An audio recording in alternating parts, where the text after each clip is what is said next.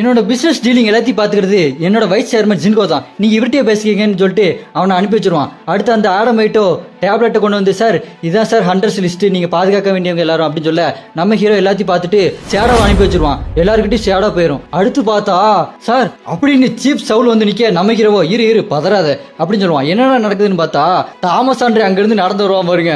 செல்லம் I love you செல்லம், நீ அடிச்ச அடியில என் கை சரியாதுக்கு ரொம்ப நாள் ஆகுமா, மேஜிக் பண்ணி பார்த்துட்டாங்க, டாக்டர் மருந்து கொடுத்து பார்த்துட்டாங்க, கொஞ்ச நாள் ஆகும்னு சொல்லிட்டாங்க செல்லம் அப்படின்னு அடுத்து பேச ஆரம்பிப்பா பாருங்க. நீ ஒத்தால நின்று என் கில்ல இருக்க எல்லாத்தையும் அடிச்சு போட்டியாப்பா, ஆனா யாரையுமே கொள்ளலையே அந்த டங்ஸுவை தவிர.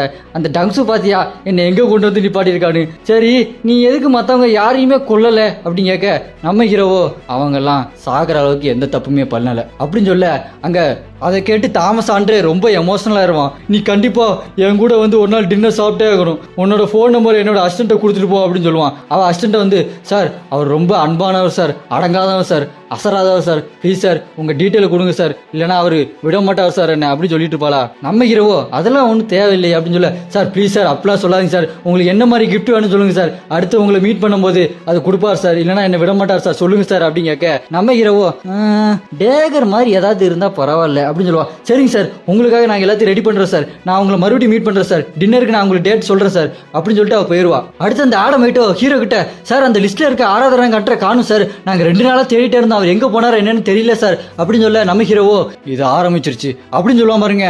அப்படியே அங்க கட் பண்ணி இங்க கொரியால காட்டுறாங்க. நம்ம சேர்மன் கோ உட்காந்துட்டு இருப்பாரு, அப்படி யோசிக்கிட்டே இருப்பாரு நெஞ்சில கை வச்சு, என்னோட இதே ரொம்பவே வீக் ஆயிடுச்சு, நான் இன்னும் 1 வருஷமோ 2 வருஷமோ அவ்வளோ நாள் தான் உயிரோடு இருப்பேன்னு டாக்டர் சொல்லிட்டாங்க அப்படின்னு யோசிச்சுட்டே இருக்கே. அவர் ஃபோன் வரும், யாருனான்னு பார்த்தா அவரோட ஒய்ஃப் பண்ணியிருப்பாங்க. ஏங்க ஒன்றும் இல்லையே நல்லா தான் இருக்கீங்க அப்படின்னு கேட்க அவரோ, சே இவ தான் என்னை பற்றி ரொம்ப கவலைப்பட்டே இருக்கா, நான் அவளை போய் பார்க்கணும் அப்படி சாஞ்சு உட்காருவார் பாருங்க. டாக்டர் அந்த இடமே ரொம்ப இருட்டான மாதிரி இருக்கும். என்ன இது ஏன்னா ஒரு மாதிரி வித்தியாசமா இருக்கு, என்ன நடக்குது இங்க அப்படி பாப்பாரு பாருங்க. சைட்ல அந்த ஃபாஸ்ட் மோனார் உட்காந்துட்டு இருப்பான்.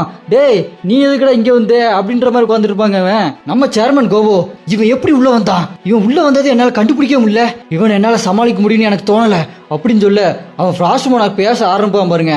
நான் இந்த இடத்த வெளி உலகத்துல இருந்து அப்படி பிளாக் பண்ணிட்டேன், அதாவது இது ஒரு டஞ்சன் மாதிரி, உள்ள என்ன நடக்குதுன்னு வெளியே யாருக்குமே தெரியாது அப்படின்னு சொல்லுவான் பாருங்க. நம்ம சேர்மன் கோவோ இது என்ன கனவா, நானே கனவுல இருக்கனா அப்படின்னு கேட்கும்போது அவன் டக்குன்னு ஐஸ் எடுத்து நம்ம சேர்மன் கோவோட ஷோல்டர்லேயே அடிச்சிருவான். அடிச்சுட்டு கேட்பான் பாருங்க, இது கனவா இருந்தா உனக்கு வலிக்காது இல்லையா அப்படின்னு கேட்பான் பாருங்க. அடுத்து நம்ம சேர்மன் கோவோ, அப்பனா நான் கனவுல இல்ல, நீ யாரா அப்படின்னு கேட்பாரு பாருங்க. அவனும் என்னை பார்த்தோன்னே நான் யாருன்னு உனக்கு தெரிஞ்சிருக்குன்னு நினைச்சேன், எப்படியோ நீ பாக்குறதுக்கு சாதாரண மனுஷன் மாதிரி தானே இருக்க அப்படின்னு சொன்னோன்னே நம்ம சேர்மன் கோவோ என்ன சாதாரண மனுஷனா அப்படின்னு பார்க்கும்போது